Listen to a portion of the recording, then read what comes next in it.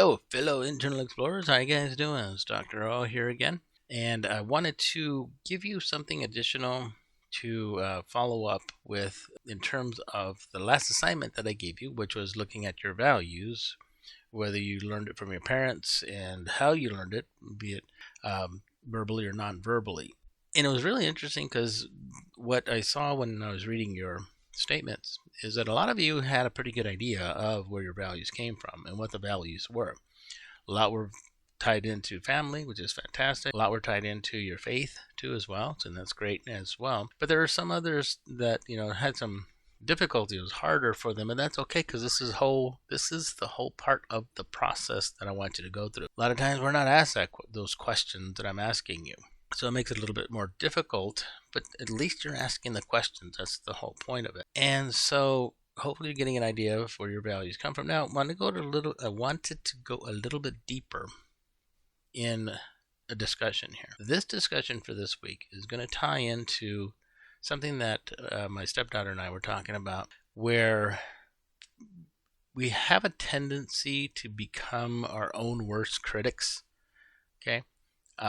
Firstborn, we tend to do this a lot more than maybe the family. And those of you who are firstborn typically have a harder time with this because as a firstborn, you're perfectionistic and you have to have things just so, and sometimes are more critical of yourselves. So we were talking about this and kind of the different thoughts that go through our heads. And I asked her, I go, do you listen to the critical parent or the supportive parent? And I want to ask you the same question. First, are you your own worst critic? Or are you able to pick yourself up if something goes wrong? Or we all do things that are stupid. I do things that I still do. But I can either beat myself up over it, or I can say, you know what, me culpa, it's my fault, my responsibility, hit myself a couple times, I'm fine, learn from it, move on. Okay. A lot of us don't do that. I think a lot of people don't have that. They always go to the negative and keep beating themselves down over and over and over again. What good does that do? It really doesn't do much good. So I want you to think about, one, are you your own worst critic? Okay. If so, then why? Just think about it. And if something pops up, write it in the discussion or in your journal. But also, which one do you listen to the most? Have you noticed that you have a critical parent voice, I should call it, critical parent voice versus the supportive parent voice? And which one do you listen to? Okay. Later on, I'm going to be talking about the 4 agreements. I don't know if any of you have ever read Don Luis. My brain's turning off. Sorry, it's getting a little late. Luis. One of those. Anyway, the 4 agreements. 4 agreements basically there's 4 of them. First one is be impeccable with your word, both about yourself and about others. And that's what I'm talking about here. Second one is don't take things personally. Third one is don't assume. And then the 4th one is just do your best. I'll go through those later on in a few weeks here. But for now, I want you to think about, are you your own worst critic?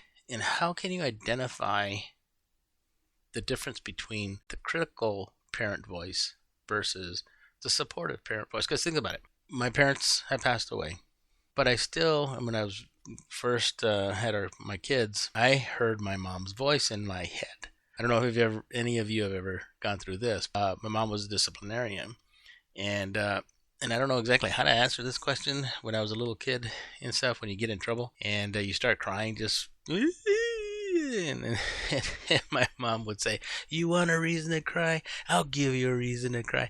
Right? And then, okay, how do you answer? Yes, I want a reason to cry. No, I don't. Okay, tough question. So anyway, you're crying anyway.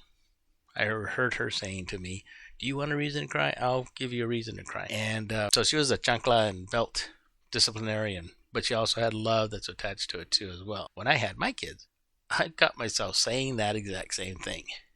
When my son started crying, to go, "You want a reason to cry?" And I'm like, "Whoa, hold on, time out. Hold on.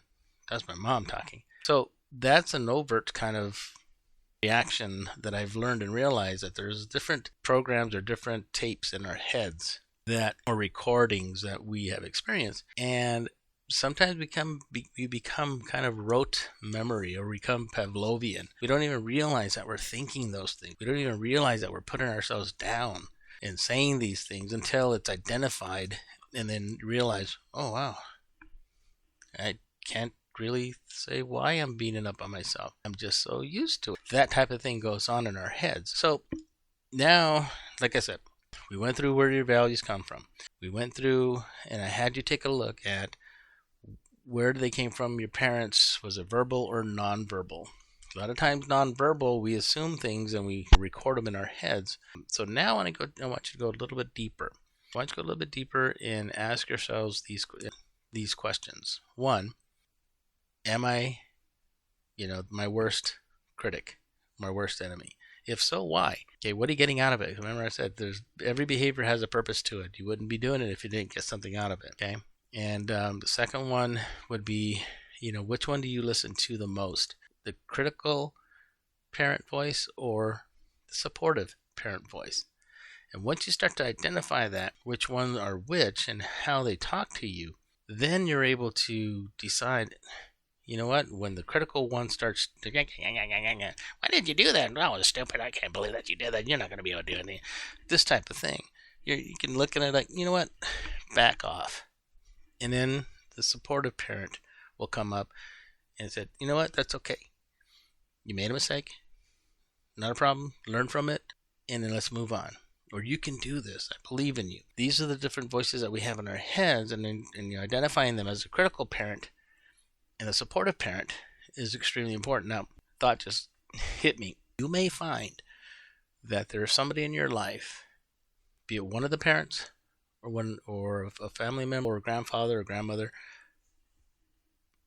whose voice you hear the most. Okay, whether it's a critical one or the supportive one, you're going to hear that voice. See if you can identify which of those voices are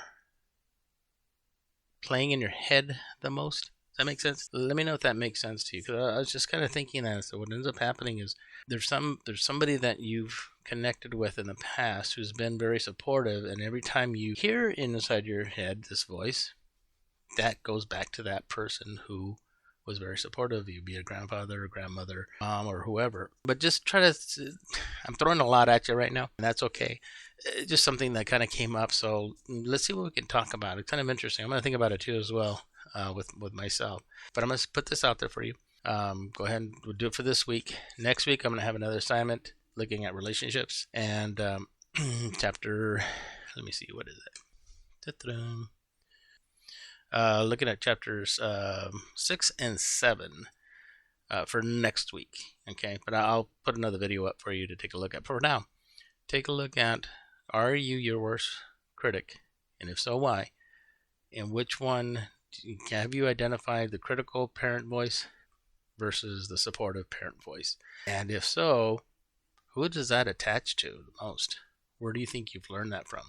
So you're not, Pavlovian responding to it. So let's see where it goes. All right. So hopefully, if you have any questions, let me know, and I'm going to post that today, and we'll see how it goes. All right. Cool. Hope you guys are enjoying the class so far, and let me know if you have any questions. Thanks. Have a good night.